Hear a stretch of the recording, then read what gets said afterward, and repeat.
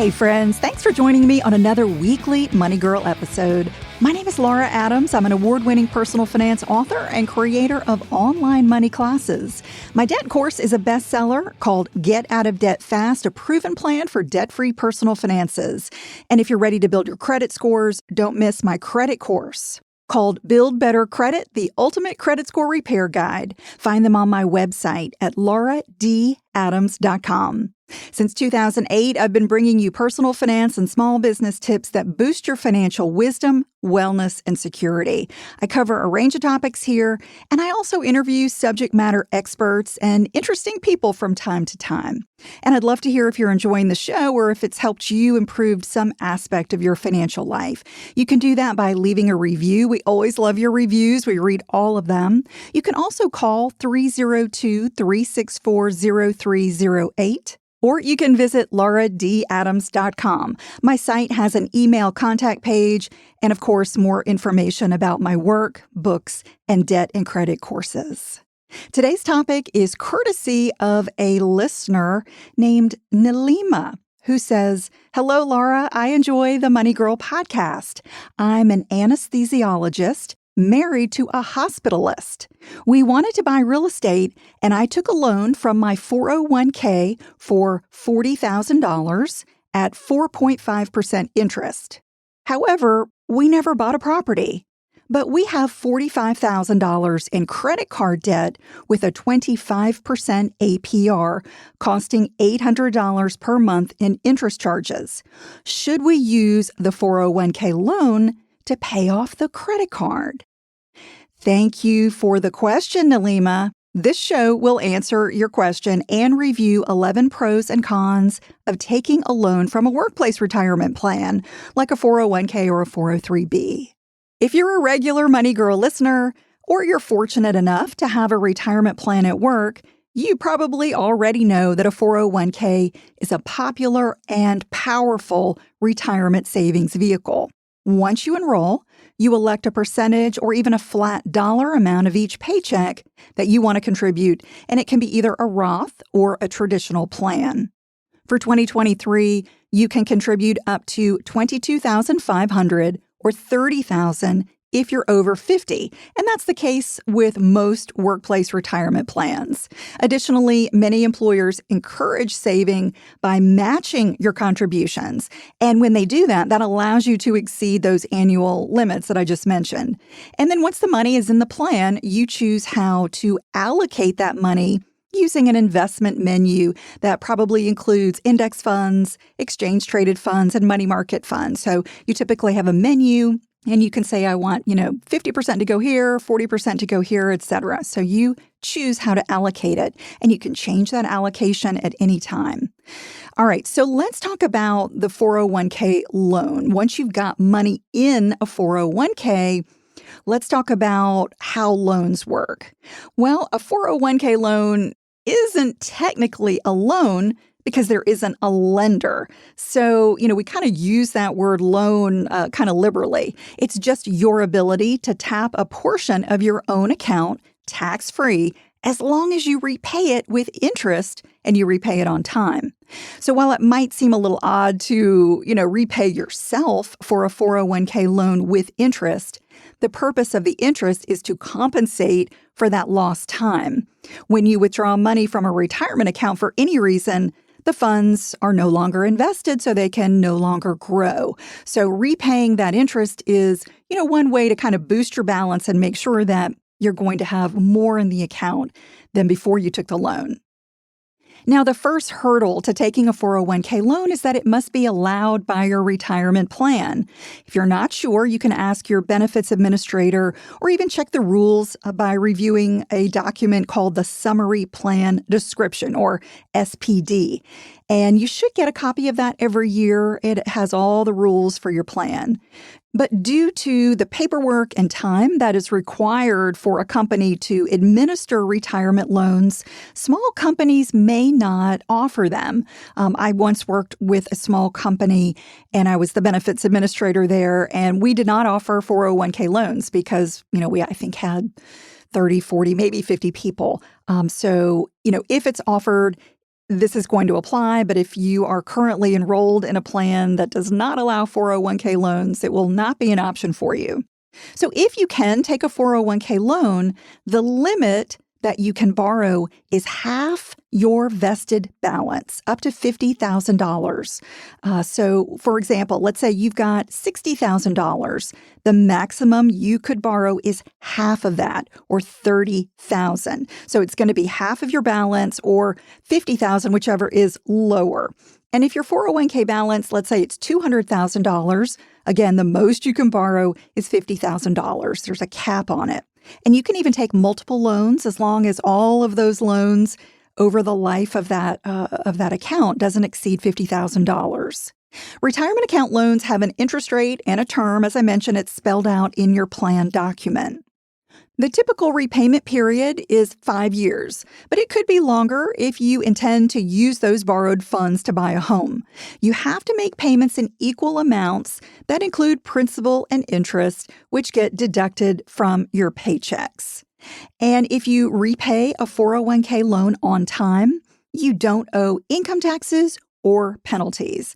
However, if you don't repay it on time, maybe you miss a payment, that outstanding balance, the whole amount, gets considered an early withdrawal if you're younger than age 59 and a half. So in that case, you would be subject to both income tax plus an additional 10% early withdrawal penalty on the entire unpaid loan amount. And additionally, if you leave your job, you get laid off, or you're fired, your outstanding loan balance becomes an early withdrawal unless you repay it by your tax filing deadline. So depending on when, that separation happens, it could be quite quick. So you have to be prepared for that. So again, if you can't repay the entire outstanding balance on time, you're going to have to pay income tax plus an additional 10% penalty if you're younger than 59 and a half. So I want to make sure you understand how a loan is different from a hardship withdrawal. In most cases, you can take what is called a hardship withdrawal from a workplace retirement plan. So this might be an option if your retirement plan at work does not allow loans. Or let's say you need more money than the allowable loan amount. You may be eligible for a hardship withdrawal, again, if it's permitted. Hardships are specific circumstances approved by the IRS. They include paying for college, or education for yourself or a family member. It includes buying a main home, avoiding foreclosure on a primary residence, or even having unpaid medical or funeral expenses. So these are very specific reasons that you can take a hardship withdrawal. If you just want to take a vacation, or you want to, decide that you don't want the money invested, you cannot take it out just on a whim. It's got to qualify as a hardship. So these are the only options for taking withdrawals from a workplace retirement plan before age 59 and a half, or if you decide to retire early at age 55. So the downside of a 401k hardship withdrawal is that they're not tax-free. I mentioned that the loan is tax-free if repaid on time, but the hardship is not. You've got to pay income taxes plus a 10% early withdrawal penalty if you're younger than 59 and a half. Plus, you cannot contribute to your retirement account for 6 months after you take a hardship withdrawal. So that rule is meant to dissuade you from, taking too many hardship withdrawals, penalizing you by not allowing you to make contributions for 6 months. Okay, now that you kind of have the basics on 401k loans and hardship withdrawals, let's review 5 benefits that you get from a retirement account loan. Number 1, you receive funds quickly. Since there isn't an actual 401k lender, you don't have to complete an application. You don't have to verify income. You don't have to submit income tax returns. It's pretty easy. All you have to do is sign a loan document with the institution that administers your plan to agree to pay the interest rate, to agree to the terms, agree to the amount to withdraw, and tell them where you want your funds deposited. Your 401k loans are usually available within a week, maybe 2 weeks. So when you need quick access to money and know that you can repay it on time, a retirement plan loan can be a good option. Number 2, you pay a low interest rate. As I mentioned, the interest you pay goes into your retirement account to help make up for the lost time in the markets. It's typically lower than what you're going to pay for other types of debt, such as credit cards and personal loans. Nalima said she's paying 4.5% for her $40,000 401k loan, which is certainly lower than the going rate for 30-year mortgages. The third pro for a retirement account loan is that you don't need good credit. Since no lender has to approve you, your credit is not a factor. If your retirement account allows loans, you can get one no matter what's going on with your finances, and even if you have poor credit, it's just not a factor. The fourth benefit is you can spend it as you like. When you have a 401k loan, how you spend it is entirely up to you. However, as I previously mentioned, using a loan to purchase a home may qualify you for a longer repayment term. So let your benefits administrator or your retirement account custodian know if you plan to use a portion of a retirement loan to buy, build, or remodel a home. Number 5, you have a short repayment term. Now, you might think that this is, a negative in some cases, but unless you use a 401k loan for a home, you typically must repay it in 5 years. I think having a relatively short repayment term can help keep your financial life on track and, keep you from having so much debt. And it also allows you to keep more money invested for retirement. And depending on what happens in the financial markets, repaying a 401k loan with interest could even leave you with more in the account than if you didn't take the loan. But that's not always the case. All right, now let's talk about the downsides of taking a 401k retirement account loan. So we'll cover 6. The first one is you can't borrow more than the limit. As I mentioned, if your retirement plan allows loans, the maximum is $50,000 or 50% of your vested account balance, whichever is less. And there may be a minimum loan amount, such as $1,000. Your vested balance is the amount in the plan that you own. Note that you're always 100% vested in your retirement contribution, so the amounts you put in, you're always going to own those 100%. However, your employer's contributions, such as matching or profit sharing, are typically subject to a vesting schedule. So check your plan document or ask your benefits administrator for details if you're unsure how much your 401k balance is vested. You'll have to look for other lending options if you need to borrow more than the limit. The second downside of a retirement account loan is that your payments get deducted from your paychecks. In general, you can't make a lump sum repayment for a 401k loan because payments get automatically deducted from your paychecks. However, some plans allow you to make monthly or quarterly loan payments, and some may even, allow an early prepayment. So be sure you know your loan payment, know, the options for repaying it, know that you can afford it. Missing a payment means your entire outstanding balance could be considered an early withdrawal, subject to taxes and that hefty 10% penalty. The third downside is that your interest is not tax deductible. As I mentioned, money borrowed from your 401k is tax and penalty free if you follow all the rules, but it's not interest-free. So another critical point is that unlike interest paid on a mortgage, or interest paid on a student loan, which may be partially tax deductible, interest paid on a retirement plan loan is never tax deductible. In other words, if you plan to use a 401k loan to buy a home, build a home, or even to pay for education, you might be better off getting a mortgage or a student loan because those products allow you to deduct all or a portion of your interest from your taxable income, reducing your tax liability. All right, the fourth downside is that you miss potential investment gains. The purpose of having a retirement account is to grow money for the future. So the funds that you withdraw for a loan miss out on potential investment growth. Even if you repay a 401k loan on time, you could end up with less than if you had not taken the loan. And since no one knows what will happen in the markets, you can't say how much growth you would miss or get by taking a retirement account loan. All right, the fifth downside is you could have an expensive penalty. If you take a 401k loan and something unforeseen happens, like losing your job or you have another hardship, you could end up in a really tight spot. Separating from your employer for any reason means your entire loan balance is due by your tax filing deadline, and it is subject to taxes plus a penalty if you're younger than age 59 and a half. So ensure all is well with your job before you take a retirement account loan. And the sixth downside is you have less protection from creditors.